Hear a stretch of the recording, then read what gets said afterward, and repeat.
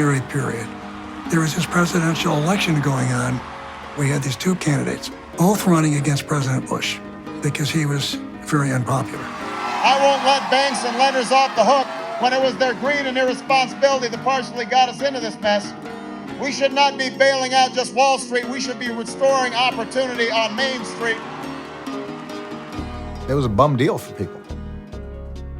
You got folks out there, teachers and construction workers and small business people, single moms, and they're working hard. They're acting responsibly. To the extent that they were involved in any of this, it's that some mortgage broker tells them they can afford a house that they don't know. Suddenly, folks are getting wiped out. The actions that are necessary to save the financial system are, by any definition, bad politics. Thank you, man. I appreciate you. The fact that the American public hates what we did is not surprising because in many ways it's un-American. This is a CBS News special report. I'm Katie Couric at CBS News election headquarters in New York. And we have breaking news, momentous news, really.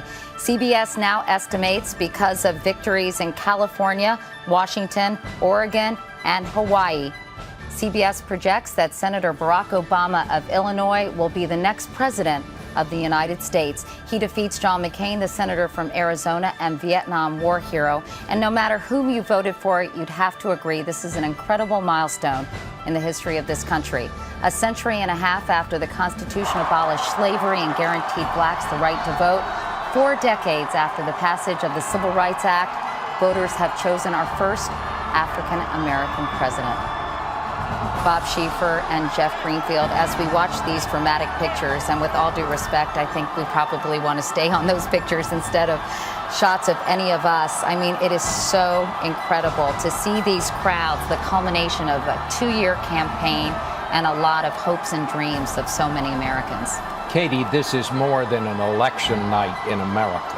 This is a momentous night in the history of our country.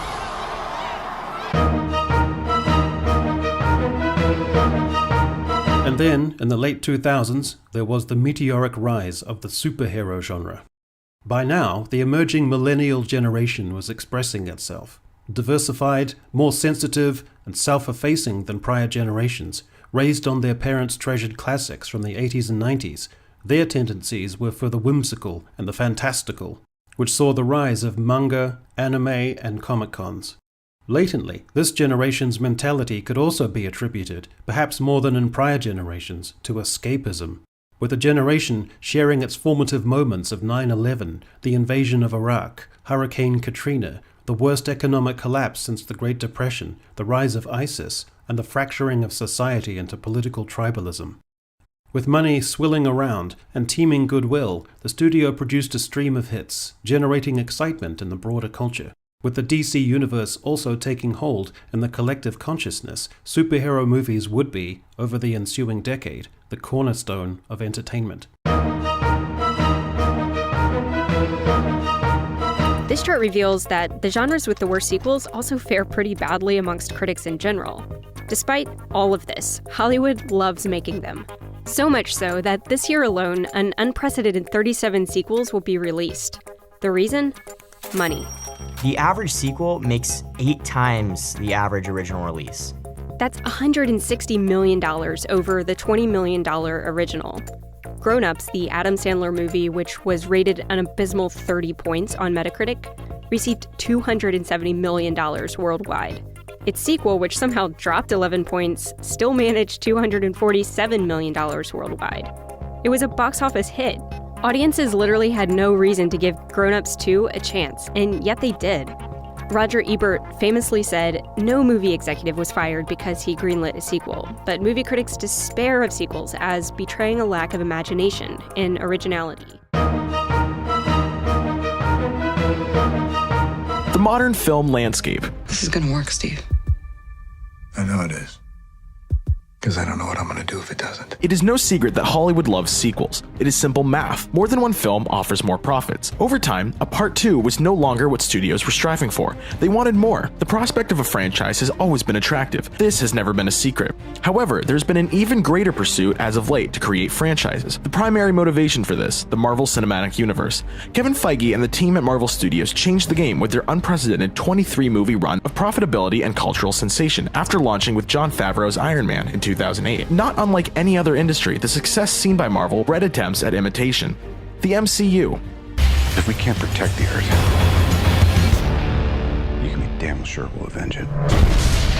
The Marvel Cinematic Universe is inarguably the most successful film franchise of all time. Every film of the MCU has been profitable, many passing $1 billion at the worldwide box office, and all have garnered a fresh percentage on the Rotten Tomatoes tomatometer. The genius of the MCU is in its structure and writing. Structurally, the Marvel Cinematic Universe was patient, taking a decade to reach its climax in 2019's Avengers Endgame. This patience was rewarded, with the climactic finale eventually becoming the highest-grossing film of all time. Before creating the first big-budget team-up superhero film in 2012's Marvel The Avengers, Marvel Studios took the time to give almost all of its main cast of Avengers solo films before its team-up. This allowed audiences to become endeared to the characters before entering the theater to see them all working together. Audiences were allowed to enjoy the action-packed blockbuster for the spectacle it was, rather than having to actively learn and get accustomed to the main characters. Superhero movies have mostly similar story beats. What the writers at Marvel have done to avoid this feeling of repetition is genre splicing two subgenres. For example, Peyton Reed's Ant-Man has the feeling and plot of a Marvel superhero origin story, while also having the story beats of a heist film. This clever screenwriting trick is utilized throughout the MCU, keeping all of their films feeling fresh. The writers also make sure to interlink the films, attaching bits of information that weave through and intertwine plot points across the series. This tactic helps engage audiences as each film, while its own complete story, builds upon the others, making viewers want to go out and see the next one. The cliffhanger ending of Avengers Infinity War had fans so interested in what came next that it helped its follow-up, Avengers Endgame, enjoy even greater success. The Marvel Cinematic Universe is the gold standard for how to structure and craft your franchise, and studios will attempt to replicate its success for years to come. So the evolution of the superhero has meant the death of the movie star.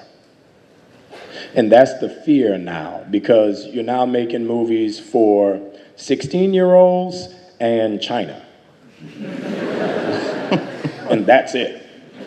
You think of some of your favorite movies growing up, those movies wouldn't get made today. Goonies. Wouldn't get made today. Halloween. Wouldn't get made today. Thing. Wouldn't get made today. Damn.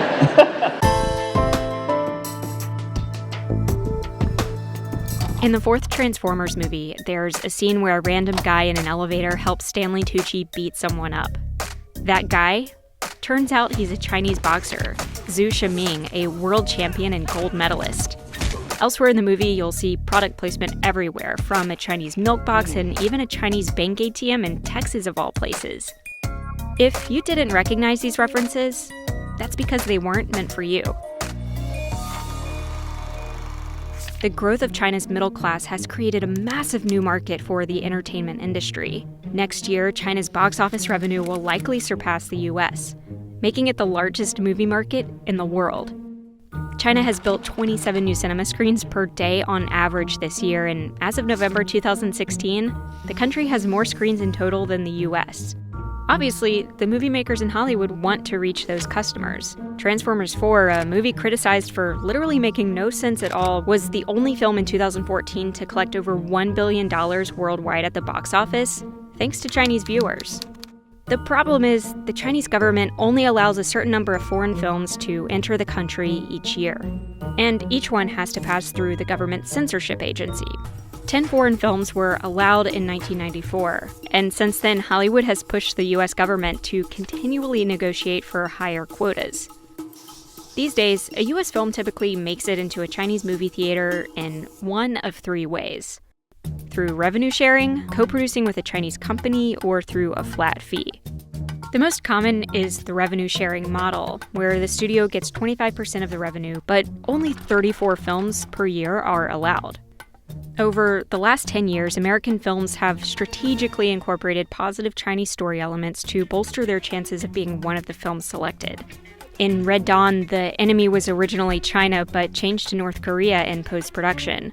In the film 2012, Oliver Platt says, "Leave it to the Chinese. I didn't think it was possible. Not in the time we had. Praising China for building arcs in advance. Ultimately, China wants their own films to outnumber and outplay their foreign competitors. So they're building their own Hollywood. It's an $8.2 billion investment slated to open in April 2017 from the same company that actually bought AMC in 2012 and subsequently doubled their ticket sales. Whether you're a seasoned Hollywood veteran or a casual observer on the outside looking in, you're more than likely aware that the latest trend in Tinseltown is the major merger. Two massive companies banding together or buying one another out to become an even more massive conglomerate. We've seen it happen multiple times over the years in various industries. I mean, recently, you can remember going back to the AOL buying Time Warner, Exxon buying Mobil, but these things seem to be accelerating in recent years, with two major ones coming to mind just in the last 3 years. AT&T purchasing Time Warner and Disney purchasing 21st Century Fox. In this week's edition of Screen Study, we'll be taking a look at both of these mergers, their effects on entertainment and pop culture, and the arguments for both sides, pro and con, when the competition for your attention gets a little bit smaller. Both of these mergers will have major effects on the entertainment landscape, without a doubt. I mean, on the one hand, AT&T and Time Warner probably will have a huge impact on both Warner Brothers film and television, as well as how content is streamed for a huge chunk of consumers, but a lot of the more specific consequences and ramifications aren't fully known yet. It's very possible that business is just going to continue more or less as usual for both companies, with Time Warner operating just about the same way, just now reporting to a new overseer. Remember, these aren't two companies in the same industry, but rather companies in two separate industries that are different parts of the supply chain, which is why this is known as a vertical merger. A big part of why AT&T wanted Time Warner assets was to add more content to make their communication services more enticing to potential subscribers. Disney's acquisition of Fox is interesting in that we know very specific aspects of the entertainment industry that will be affected because the two are competitors in the same industry, which is why that's known as a horizontal merger, and it's usually a lot harder for horizontal mergers to happen. First and foremost, to put it simply and forget about all of the other things that Walt Disney Company and 21st Century Fox do, one of the big six film studios is acquiring another one of the big six film studios. That in and of itself is huge news. 20th Century Fox will either become a subsidiary of Disney or it's going to be absorbed entirely, and a studio open for more than 83 years is going to close its doors for good. Is it a good thing? Proponents of the deal cite several factors, chiefly that Disney and AT&T are going to be able to serve consumers better and more directly with the content and infrastructure they're getting from Fox and Time Warner. On the Disney deal specifically, fans of the Marvel characters that Fox owns are also overjoyed at the return of those characters to Disney, who historically have had more success with superhero franchises on the big screen. But opponents of the deals point out a couple of key things. Firstly, this makes Disney the unchallenged leader of the pack in the entertainment world, the king of an ever-shrinking sandbox of movie studios, and that means less competition and choice for consumers, which isn't an unfair criticism when you consider that Fox and Disney films last year combined for a total of more than half of all dollars spent at movie theaters. All three of these films were made by Disney. Isn't that crazy? Not just the top spot, the top 3 spots. I should mention they're also responsible for numbers 9, 12, 14, and 18 on the list. So you shouldn't be surprised to hear that in 2018, they had a higher market share than any other studio. It wasn't even close. More than a quarter of all the tickets sold at the box office were for Disney movies. Disney has been growing like crazy. Look at their revenue over the past 25 years. In 1993, they brought in $8.5 billion, and in 2018, that was up to $59 billion. That's 7 times higher, and I think this is a good time to look at their total assets as well, because they've been growing even faster. Disney is 8.4 times bigger today than they were 25 years ago, and they were pretty big 25 years ago. A huge portion of this growth can be attributed to them making some strategic acquisitions. In 1993, Disney bought the independent film company Miramax for $60 million and really helped turn them into something. Under their control, they made movies like Scream, Armageddon, Chicago, a Best Picture winner, No Country for Old Men, another Best Picture winner, some Quentin Tarantino movies. I guess you can say these were all technically Disney films. They let Miramax do their own thing, but they took in the money from them and they had final say in things. After owning it for 17 years, they decided to sell it in 2010. The collection of films they built up buildup over that time helped make it much more valuable than when they bought it. They ended up selling it for $660 million.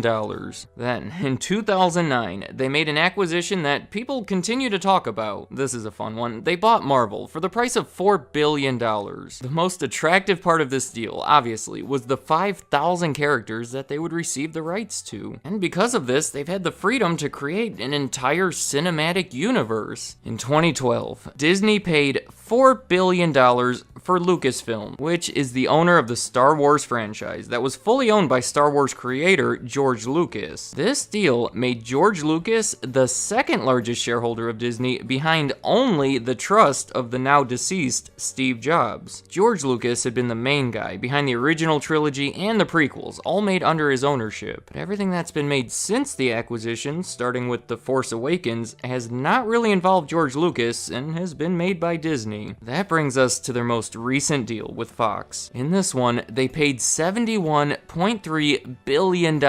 Just to help visualize how large that is, I put it on a graph next to all of the other acquisitions I talked about, and obviously nothing even comes close. And then, just for fun, I combined all the other acquisitions and put them on a graph. It's about half. This is by far the largest acquisition Disney has ever made, in a long line of large acquisition. So here's what Disney gained. For one, remember this list of studio market shares I showed you in the beginning? Number 5 on that list was 20th Century Fox, which was just bought by Disney. Also, further down the list, at number 11 is Fox Searchlight, who was also bought by Disney. If next year is anything like last year, they'll be up to about 36%, and that's crazy. Not to mention the huge collection of previously made movies that they now own. And something that'll help them maintain these high sales is the fact that the deal also includes the X-Men and the Fantastic Four characters. And this brings me to what was likely the biggest motivation behind the deal. Streaming. Disney will continue to be completely dominant at the box office, but that might not be the best industry to dominate. In the US, digital home entertainment revenue has been exceeding movie ticket sales for some time, and as of 2018, that's now true on a global scale. Basically, fewer people are going out to the movies because they're choosing to stay home and watch Netflix instead. As I said, the deal gives them controlling interest in Hulu, but it's also providing them with content for Disney Plus, a subscription service they're planning to launch later this year. Do you realize just how much content they can put on there? Well, I guess you do, because I've been talking about it throughout this entire video. Plus, they have all these characters in their collection to create new stuff, all of which they plan to do. This could be bad for Netflix. I'm actually really excited to see what comes of it.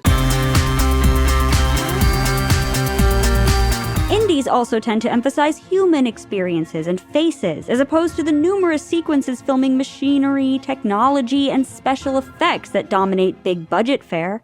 Attentive, curious viewers can still potentially get these quality films and sense of discovery from the way that micro-budget indies will turn up alongside major Hollywood productions on platforms like Prime Video and Hulu. This is especially a bonus for viewers in areas that haven't been able to support an independent or art house cinema, who are now able to see a greater variety of movies, faster and easier than ever before. Yet with so many choices piled on top of choices of endless so-called content, and most streaming services offering limited promotion to smaller films, it's no sure thing that viewers will find the best stuff that's out there. It can all be summed up in the word that's being used now: content.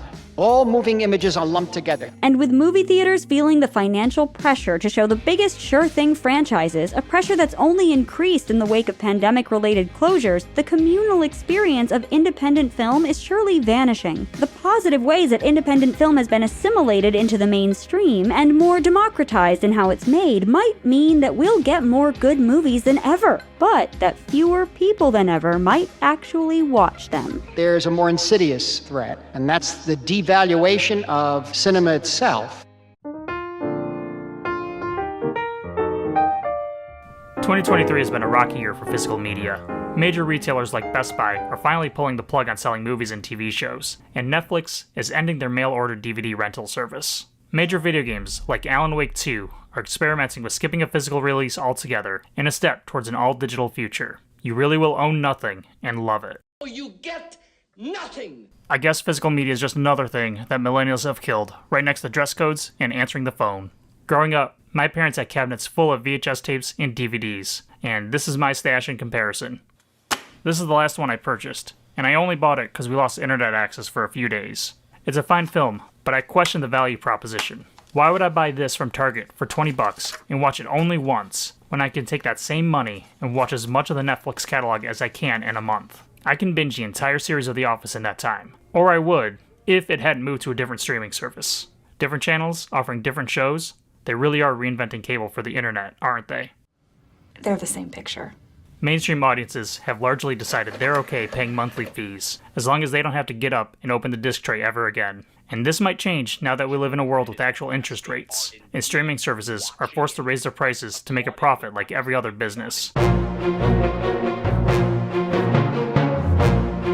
Film noir has always been a response to national upheaval. The original film noir movement came out of World War II, and neo-noir was informed by the Vietnam War and the Watergate era. So, when 9/11 became the defining national tragedy of the post-2000 era, why didn't it lead to a third wave of noir?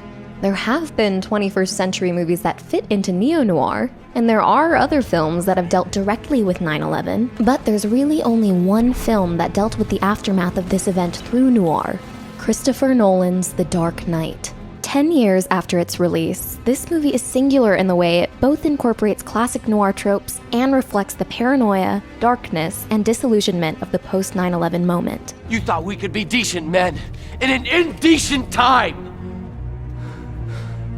But you were wrong.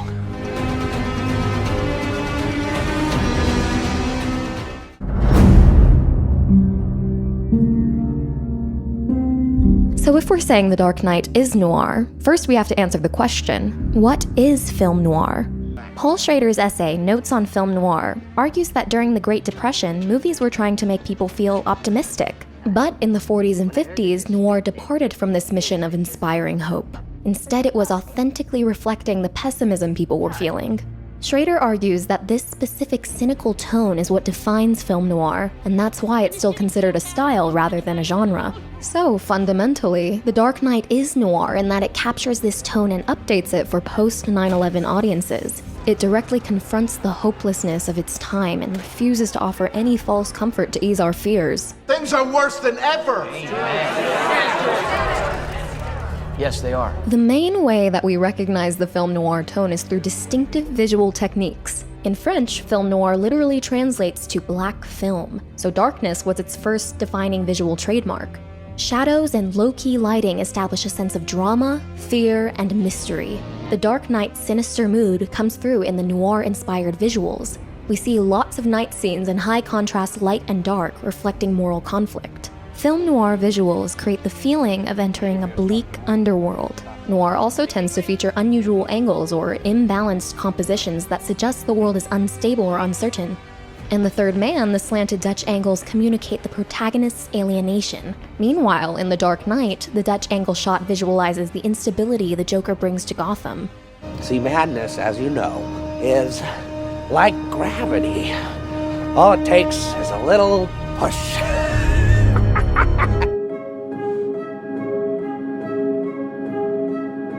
Batman isn't a clear-cut, universally respected hero. Official policy is to arrest the vigilante known as Batman on sight. Instead, like a classic noir protagonist, he's an alienated outsider who stands apart from society.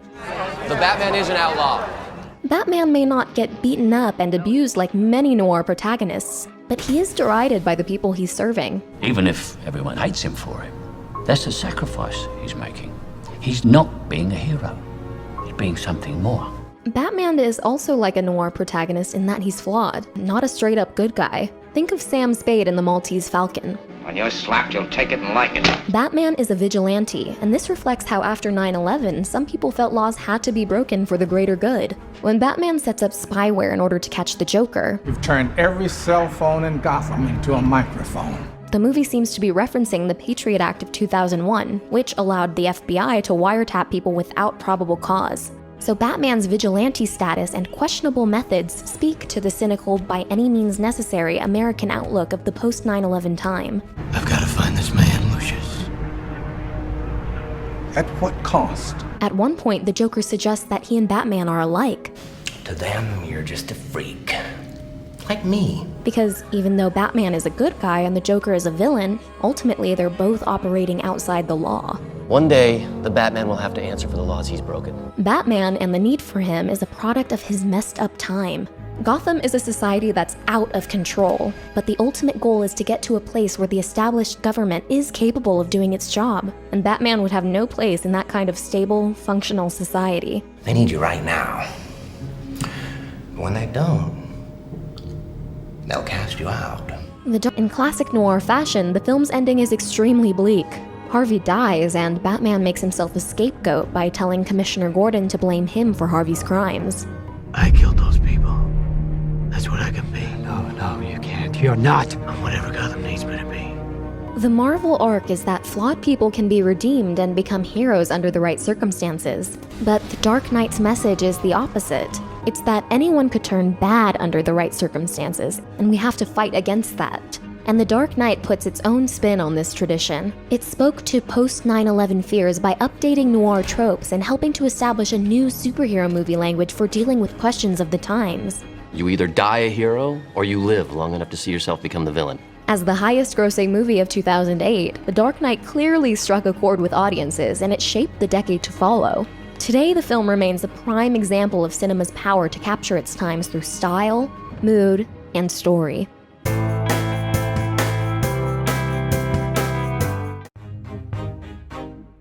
Are you done with film? Don't hold me to it, Keanu, but I think I am. We are going through a very significant and large transition in cinema, and the digital process democratizes the whole thing. I think without digital video, I don't think I ever would have been making movies. Basically in my head I was like, you've got to be like a dude who knows how to operate machines to do this job. I'm always looking for whatever is new to help just push the art form even further, to be able to make the things that you couldn't envision the day before. There isn't yet a superior or even an equal imaging technology to film, but we're being forced into transition. You can't shoot 3D on film. So film has been dead in my heart for 10 years. I hate 3D. I put on those glasses, I get sick to my stomach. The whole 3D phenomenon, it's a marketing scheme, isn't it? I really felt I should call film on the phone and say I've met someone, because I really thought, okay, this is the future. The issue is it's different. How is it different, and how do you use it to tell a story? It's up to the filmmaker.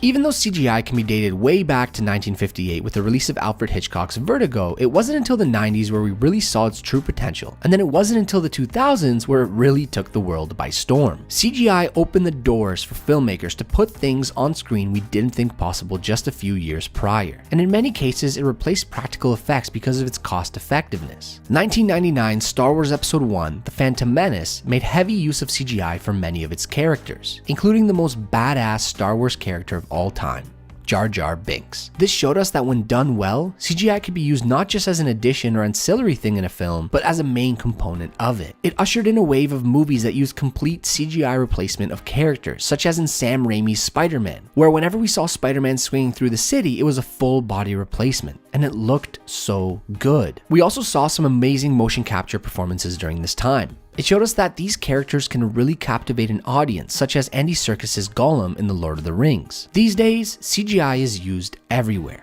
even in places we wouldn't have expected. But during the 2000s, it was a defining quality of why movies from that decade feel like 2000s movies. Avatar basically broke box office records because of its CGI and the fact that it was a must-see 3D movie. The 2000s cemented CGI and digital effects as a staple in the film industry.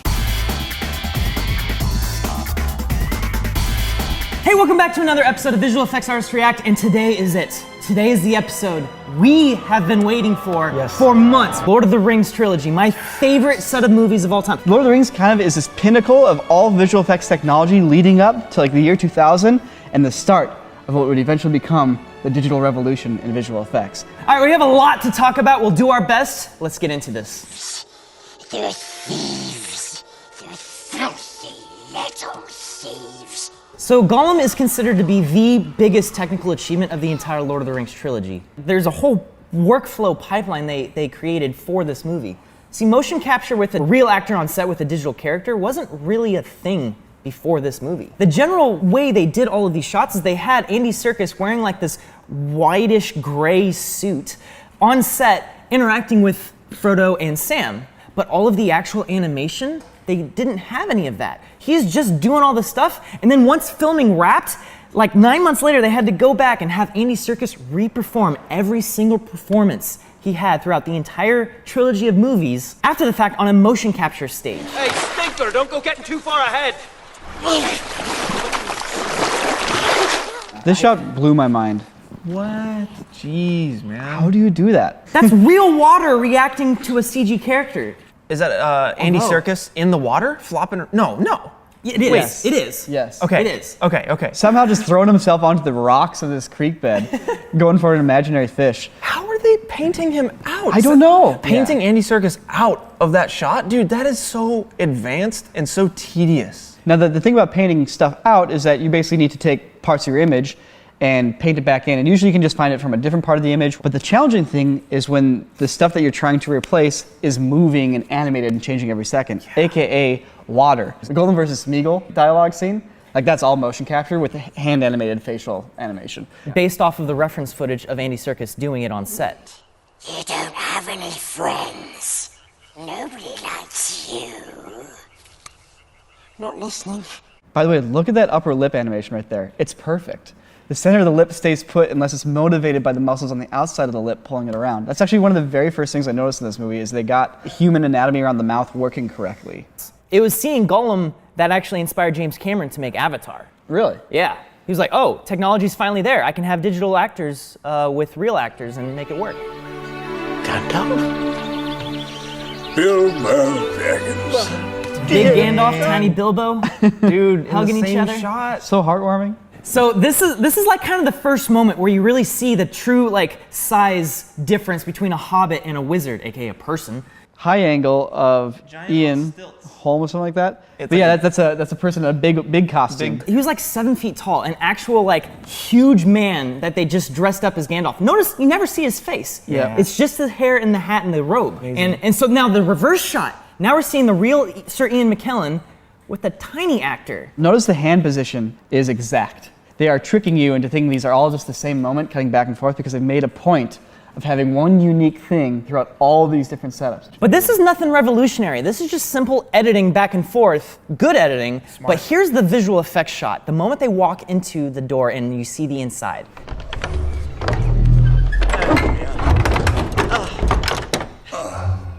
Tea? What? Oh my goodness. How did he pass those off? They're two separate actors filmed separately. So the way they actually shot this is they shot this with Bilbo Baggins on set, the real full-size set that they built, with just a stand-in for Gandalf. The Gandalf you see here is not in the original plate.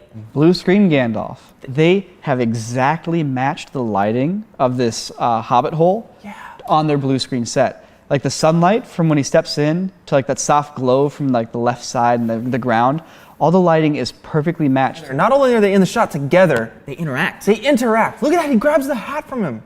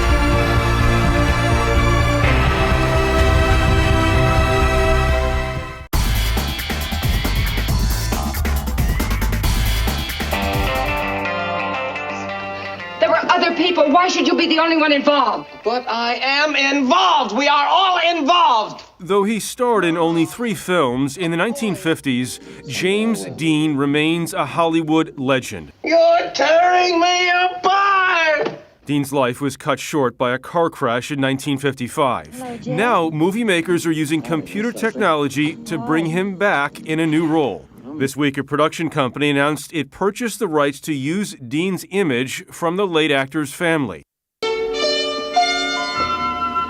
Their plan is to use a mixture of old film footage and photos to create a digital Dean to co-star in a new film called Finding Jack. Another actor will provide the character's voice and body. Reactions to the announcements haven't exactly been positive. It seems like actors in particular are not too enthused with the idea that is now dawning on them that after they pass away, they may be brought back to play roles they might not have otherwise agreed to do. It's now, with rapidly evolving technology, could resurrecting stars of the past be a much larger part of our film-going future? Regardless of what happens with Finding Jack, I think we all need to accept the fact that this is the future. What if you could make a new Star Wars with the digital versions of all the original characters, not just Carrie Fisher?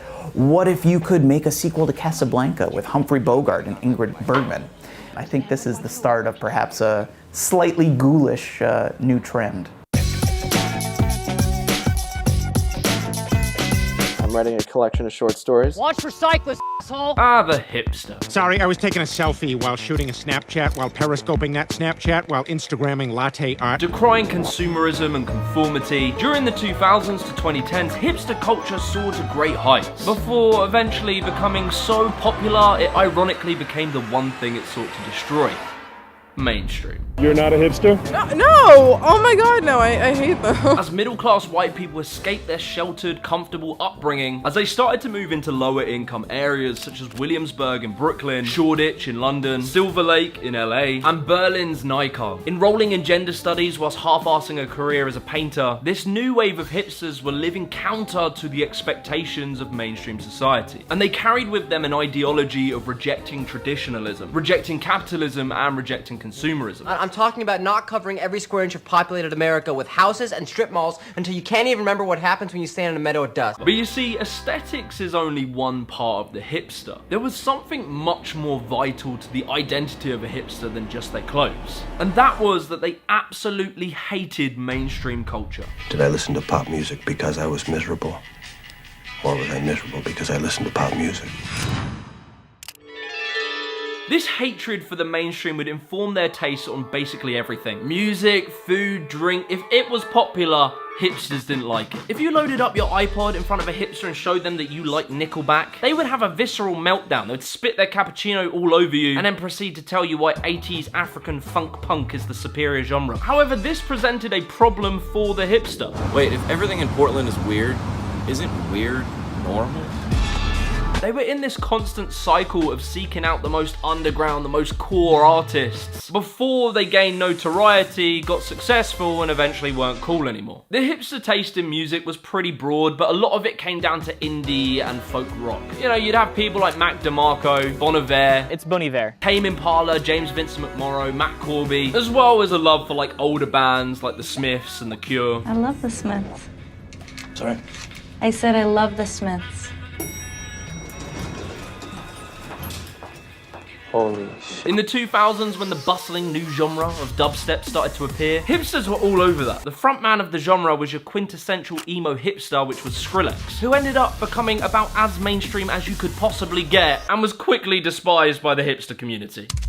By the late 2000s, the hipster wave was in full peak, and pop culture was starting to get hip to it, with many actresses, actors, and musicians who were kind of hipster. You had Zooey Deschanel, Jason Schwartzman, Shia LaBeouf. Take two.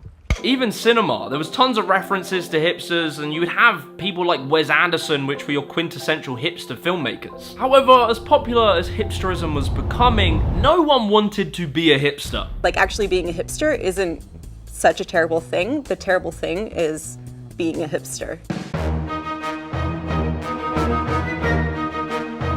The Hunger Games is a fictional story about a murderous reality TV show, but could it have anything to do with our reality TV, in the real world? If you're not familiar, The Hunger Games is a book and movie series about a reality TV show where the ruling elite forced children from the underclass to duke it out till death, all while cameras televise the event across the country of Panem. In an interview with Scholastic, the author has talked about reality TV and how she's very disturbed by the voyeuristic thrill that people get when they watch others being humiliated, brought to tears, or suffering physically on TV. This aspect of The Hunger Games is meant to raise questions about the desensitization and even pleasure that occurs when we see people treating each other poorly. Now today I want to take a look at reality TV shows because I was curious, what effect do reality TV shows have on us, if any? A study in the Journal of Broadcast and Electronic Media found that reality TV as a genre has 2 times the rate of aggressive acts as comedies and dramas, with some shows having up to 90 aggressive acts per hour. The aggression is not only these physical outbursts, but name-calling, gossip, humiliation, bullying, the whole bit. In 2011, the Girl Scout Research Institute's Real to Me study found that teenagers who regularly watch reality TV accept and expect higher levels of drama, aggression, and bullying in their lives. Viewers were considerably more likely to agree that gossip is a normal part of relationships between girls and that they can't trust each other. Reality TV viewers were also more likely to agree that lying and being mean to get what you want were necessary for success, and that physical appearance is very important. The findings suggest that there's some kind of mimicry happening. Researchers have found that mimicry is more pronounced with shows that claim to be real than those with fictional characters. But what about desensitization in The Hunger Games? Back in 2004, you might remember a bunch of pictures surfaced showing humiliation and abuse of Iraqi inmates while American soldiers stood by laughing. Scenes included prisoners being beaten, forced to strip, masturbate, simulate sex, threatened by unmuzzled dogs, and smeared in feces. It was regarded as a gross violation of humanitarian law. But amidst the scandal, 1 in 4 Americans polled took no issue with what had happened. Social scientists like DePauw University professors Kevin Howley and Jonathan Nichols-Pethick spoke out on National News Hub's critical of America's voyeuristic culture, which they believe contributed to the fact that the soldiers, 1, thought that this was okay, and that a quarter of the nation agreed with them. He said, quote, "The active popular public humiliation seen in reality shows like Jackass and Fear Factor is entertaining, and because it's entertaining, on some level it becomes acceptable. We've learned a voyeuristic pleasure in seeing people humiliated and put in frightening situations," unquote.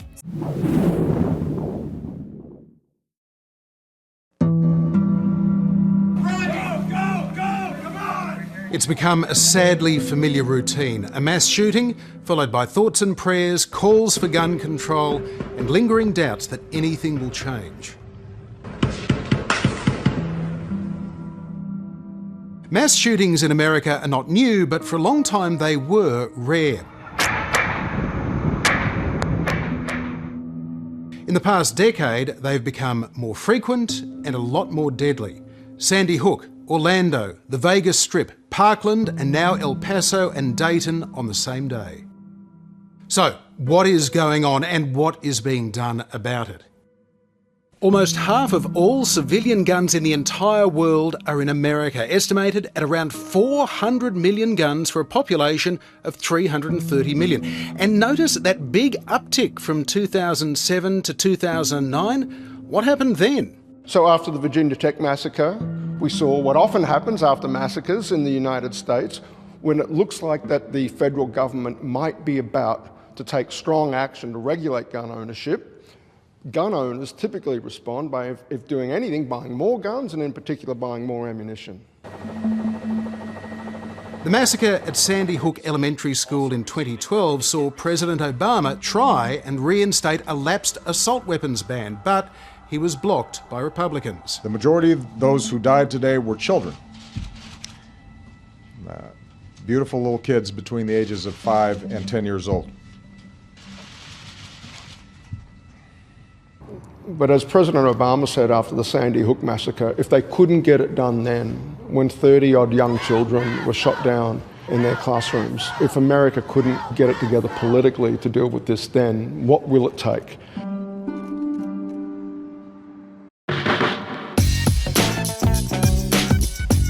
The rise of female action stars in modern cinema marks a significant cultural shift in Hollywood. Traditionally, action films were dominated by male heroes, but the late 1990s and early 2000s saw a transformation. This era introduced iconic figures like Angelina Jolie as Lara Croft in Tomb Raider and Mila Jovovich in Resident Evil, showcasing women in roles that challenged the status quo. These characters were not just eye candy. They were complex, skilled, and often defied traditional gender roles. The trend continued into the 2010s with the introduction of characters like Furiosa in Mad Max: Fury Road and Wonder Woman in the DC Extended Universe, played by Gal Gadot. Their success at the box office proved that audiences craved well-developed female leads capable of holding their own in high-stakes action scenarios. The rise of streaming platforms further amplified this trend, offering a space for diverse stories and characters. As a result, today's film landscape is increasingly rich with strong female protagonists, inspiring a new generation of women to embrace their own strength. This evolution not only reflects changing societal attitudes, but also paves the way for future narratives in action cinema. After almost 2 decades, the cultural dominance of the superhero genre is finally starting to fade. Recent Marvel and DC projects have underperformed and lost money.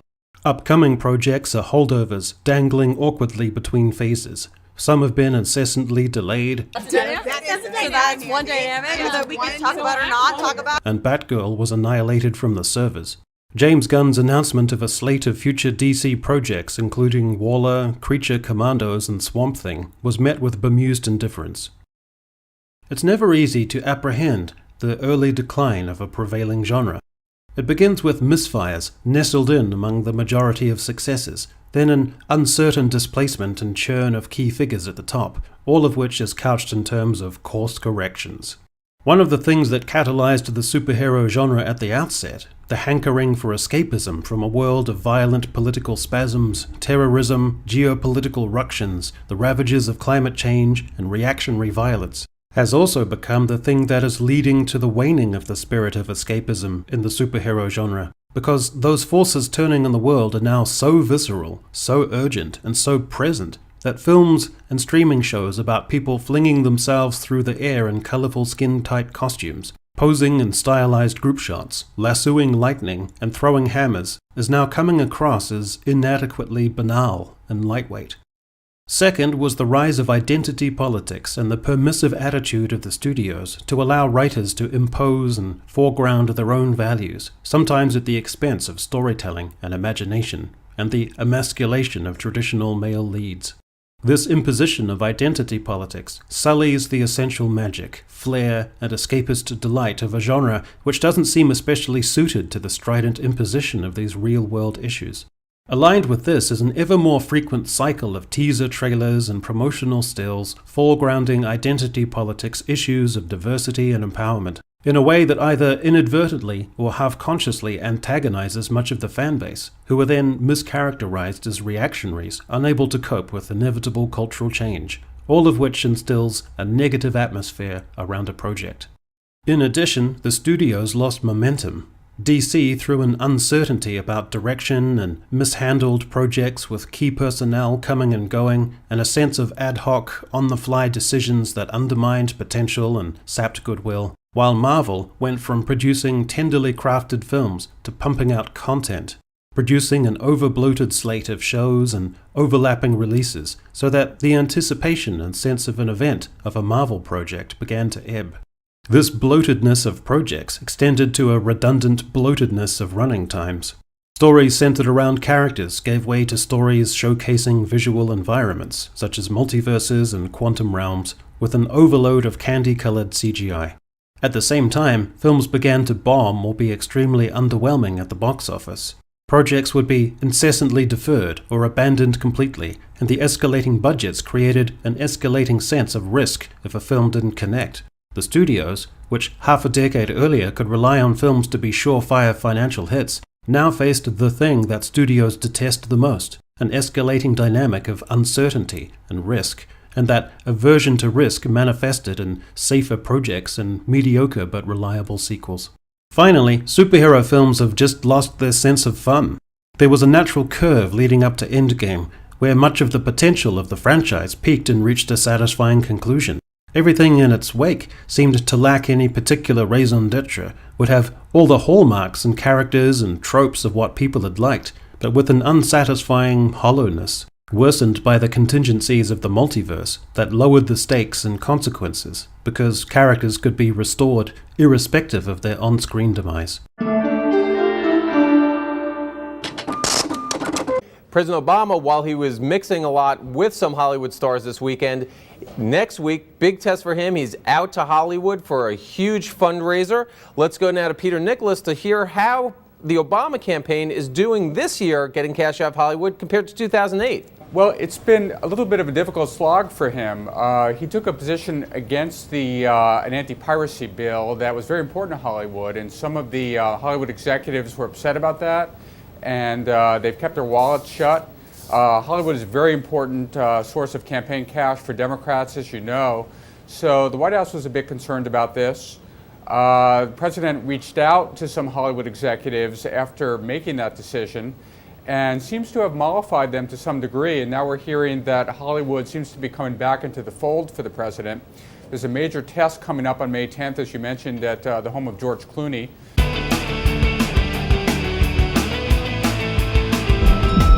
There are moments in history where great civilizations are tasked with reinventing themselves or risking collapse.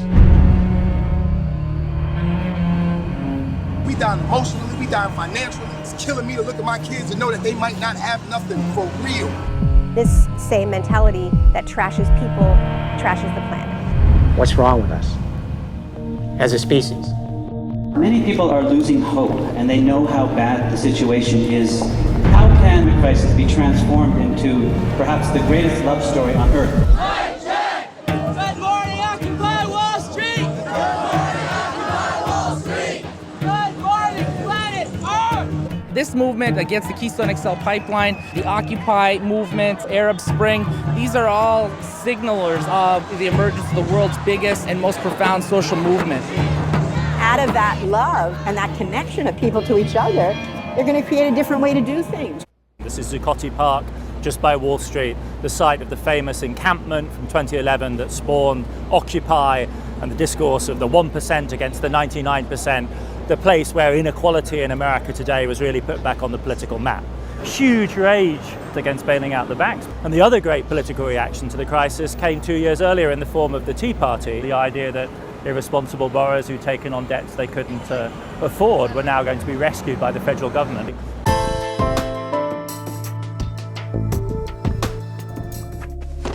All that was ink! Do better than that. Let's get cooking. What? Sheriffs are here. Why are they here? My name's Rick Carver. I'm a licensed real estate broker. This home has been foreclosed on. No, this is not happening. I need you, your mom, and your son to step off the property. This is not your home. Mr. Carver, Please don't. Sir, you have 2 minutes. Pack whatever belongings you need. Oh my God. Does he have to stand there while she packs up? Is that right? Oh my God, oh my God, oh my God. So you plan on staying for a while? Just a couple nights. You gotta get out of here. I'm gonna figure it out. I got no choice. You kicked me out yesterday. I didn't kick you out. The bank did. Did you do construction? I paid $50 cash. Are you kidding me? $50 shouldn't be a joke to you, son. What are you doing with him? I gotta work, you know? Because I want my home back. Don't get emotional about real estate. That's my family home. If you want it. I need to know that I have someone who can handle any situation 24/7. Are you putting notices on my window? When you work for me, you're mine. This is serious money. Do you want to double what he made? Are we stealing? Is this stealing? Feels a bit like trouble. What'd you think it was going to mean working for me?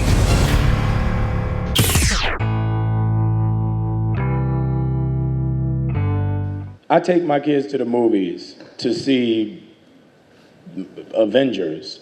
It's $150. I'm like, I don't even want to see myself that much. You know, whereas I have a great sound system in my house with a great TV. I have my own popcorn maker. I got my own cabinet with my in it, you know what I'm saying? So I can sit here for $8 and watch this movie just like I'm in a movie theater, pause it, freshen my, and come right back to it. So why go to the movies? So it's the cycle, the evolution of not only filmmaking, but the education of the film going populace that has evolved.